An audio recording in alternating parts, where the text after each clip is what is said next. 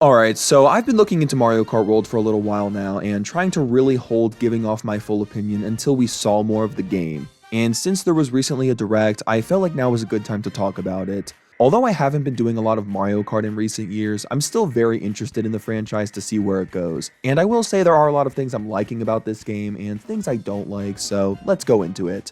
I think one of the most important aspects to a Mario Kart game is the quality and quantity of the tracks. The first thing to note that I was kind of disappointed by is the fact we only seem to have 30 tracks. All the recent Mario Karts have released with 32, so it's pretty much the same, but the fact it's lower at all seems kind of ridiculous. We have 16 original and 14 retro, which I'm glad we at least got 16 new ones, but they clumsily left out Delfino Square again. The new tracks look incredible, and the retro selection is pretty good, I'd say, but considering the game is $80, I would have expected a bit more. I know some people may claim we'll get more in DLC, but I don't think potential for DLC should be used as leverage to justify a lower amount of tracks at launch. Especially when that will almost certainly cost money and won't be part of the $80 value I'm paying up front. Overall though, the quality of the tracks looks incredible. They really seem to get creative with the ideas. The giant Donkey Kong track looks super fun in particular, and I can't wait to try it. This is just first impressions, so of course I could change my mind once I play them, but it's a great start. Also, the retro tracks seem to be pretty balanced, having 2 from most previous games return, with the exception of 3 from DS and 1 from 8, or Tour, or I'm not really sure how Sky High Sunday is classified. It's kind of weird they didn't include more 8 tracks, but honestly that's okay since Mario Kart 8 has been the dominant Mario Kart for well over a decade by now. I've really missed Toad's Factory and Desert Hills, those are probably my personal favorite retros. The gameplay looks phenomenal to say the least. Firstly, it looks like there isn't really anti-gravity, which is awesome since I thought that was a stupid gimmick that didn't really add anything meaningful. That was one of my problems with Mario Kart 8. They tried to innovate with that, and it didn't really make a difference. Mario Kart World really does innovate with the core gameplay, and it looks like it will cater to those players who want to grind the game and learn the techniques. Not to say Mario Kart 8 doesn't take skill to master, but it was just a little too soft for me. Mario Kart World has those standstill jumps, which is kinda nice, but I think it's awesome how you can drive on the walls for a little bit if you jump on a wall. Just little things like this I think go a long way for making the game feel good to drive, especially as you improve. And I want to comment on the rewind feature, which looks really odd to me. I'm not exactly sure how it works, but if it can save you from falling off the track or a blue shell, then that's kind of dumb. It does look like it will lead to some crazy moments, although it does look OP. The core gameplay to me is the most important. I'll have to try it for myself before I can give a definitive opinion, but my hopes are high. My main worry is the item balance. I get frustrated a lot when playing Mario Kart 8 Deluxe because with 12 people and double item boxes, there gets to be a crazy amount of items in play, and most of the time it feels like there's nothing I can do. So the fact they kept that and upped the number of racers to 24 makes me concerned. In terms of the roster, I will admit it looks like the best roster in Mario Kart history. There's like 50 characters, and I don't think many of them are horrible picks. The main ones I dislike are the babies, Lakitu, and Wiggler, but I still prefer those over all the clone characters that infested the Mario Kart 8 roster. No Kooplings, no metal characters, no cats, no non-Mario characters. Nothing. Just a wide variety of different Mario characters, including some fun ones like Sidestepper and the Cow. And there's going to be costumes on top of that you can unlock. The one main criticism I have is the presentation looks kind of bad. Like, why aren't all the characters on a single screen? Why do I have to scroll to get to them?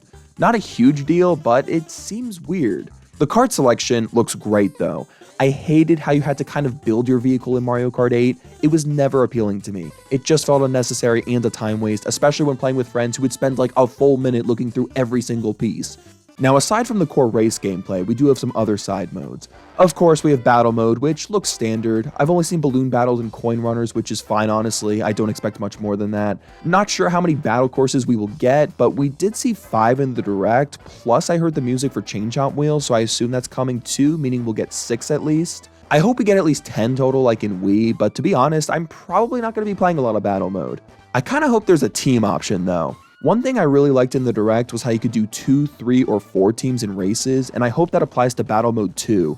Having a free-for-all with 24 people would be so cool if it was elimination style because winning that would feel amazing, but I do want there to be a team option because free-for-all will be really difficult to win. We also have the free roam mode, which looks awesome. Being able to explore these tracks sounds fun. One of the things I hate about Mario Kart 8 is that there's no freedom. You can barely stray off the track and be jerked right back from Lakitu. but in this mode we can drive around and there's even missions to do. I don't think it's going to be like Mario Kart DS missions with boss fights or anything, but any missions is cool, just another fun distraction. The mode I'm really hyped about is Knockout Tour. Having 24 racers start and eliminating 4 people at a time in a really long race is just the kind of thing I'm looking for. I'm definitely going to be grinding this mode, and I'm glad Mario Kart is experimenting with new fun ideas like this.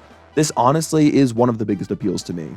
Next, let's talk about items. The item selection is just mid to me. I hate how the coin item returned, but I love seeing the Mega Mushroom again. The new items look kinda lame though. The coin shell just feels like a normal shell, but I guess it'll be good for filling up your coin meter. The ice flower looks exactly the same as the fire flower, not sure what the reason for that is. The feather looks interesting. I'm pretty sure this was in Mario Kart 8, but only in battle mode, probably because it's a niche item and the tracks weren't designed with it in mind. Now that it's here from the beginning, we'll probably see some cool shortcuts we can make with it. The hammer looks mid. The only real new item that caught my interest was the Kamek magic, but I honestly don't even really know what that does. Also, I don't like how it automatically holds the item behind you when you get it. I liked how it was a bit of a risk reward choosing to hold it out or keep it in Mario Kart 8. Like, that's one of the few things I liked about Mario Kart 8. I could choose to hold the shell for safety against red shells and to scare the people behind me, but then I lose it if a blue shell comes. Anyway, that's mostly what I want to say about the game right now. I still can't develop a full opinion because I don't know some things, like how's the online gonna be, how's the item balancing gonna be, is the meta gonna be balanced, will the vote system be limited, etc. But I don't see how it's not gonna be at least an overall good game from what I've seen so far. I know some people have been urging me not to get this day one because if I pay for this game at $80, I'm part of the problem. So I'm sorry if you're one of those people because I am going to be getting this day one. I think $80 is a bit much, but this game does have some awesome side modes I think help to justify it a bit more. It does make me upset still, but not enough to boycott. If I was just a casual gamer playing this for fun, I'd probably hold off for a while, but as a content creator who wants to cover this game, I feel like I need to have it early to get working on some of the big projects I have in mind. I'm not going to be buying any other Switch 2 games for a while, certainly not that tutorial garbage, and I'm pretty sure the Switch 1 Pro controller works on Switch 2, so I'm not going to be getting a new controller. I don't even see the difference between the Switch 1 and 2 controllers, to be honest. And I don't even pay for the $50 a year Nintendo Switch Online Plus membership. And again, I only buy the $20 one so I can make videos. The GameCube games mean nothing to me. I still haven't even bought the Mario Kart 8 Deluxe DLC because they didn't put Delfino Square in it. I know I haven't really been active on this channel in the last couple years, but I do plan on making a lot of content for this game when it comes out, and not just standard challenge play videos like I do now, but I have some more complicated projects in mind. Anyway, thank you to those of you who are still supporting and watching. I'm going to be releasing some Mario Kart 8 Deluxe videos leading up to the launch, and I will bounce back to Mario Kart 8 Deluxe from time to time after the release just to continue that elimination project I started a while back. But obviously when World is new, the content is going to revolve around that for a while. Anyway though, that's all I have for you guys today. Have a good one, and I'll see you soon.